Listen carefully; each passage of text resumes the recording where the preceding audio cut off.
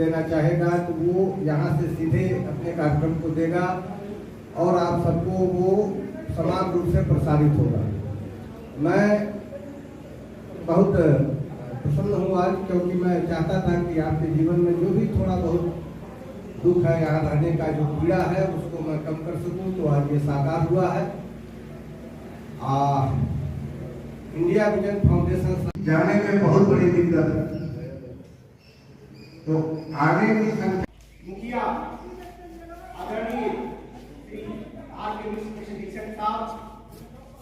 Sir, India vision foundation पिछले 30 सालों से जेलों में काम कर रही है और आज बहुत ही अच्छा लग रहा है कि वाराणसी जेल में भी हमने शुरुआत करी और इसका श्रेय सुप्रिंटेंडेंट सर को जाता है, क्योंकि जब प्रशासन और एक एनजीओ मिलकर काम करती है बंदियों के लिए तो उनका सुधार होना जायज़ ही है और वो होता ही है, क्योंकि हमने ये देखा है।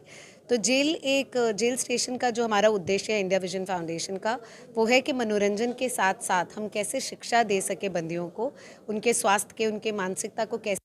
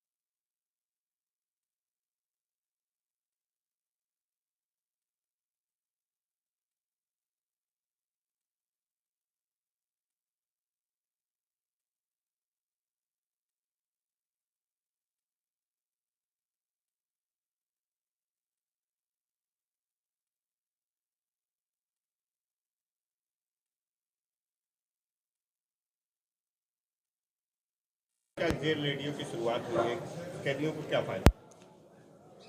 देखिए, हम अक्सर अखबार में इस चीज़ को पढ़ते थे कि अमुक कारागार पर आईवीएफ संस्था द्वारा, इंडिया विजन फाउंडेशन संस्था द्वारा रेडियो प्रसारण का एक प्रोग्राम चलाया गया।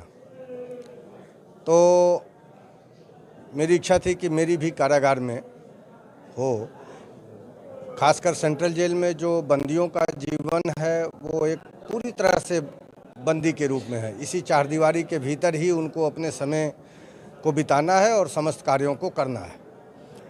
मैं ये महसूस करता हूँ कि इस तरह के जीवन में एक नीरसता, एक बेस्वाद और एक अवसाद की स्थिति बनती है।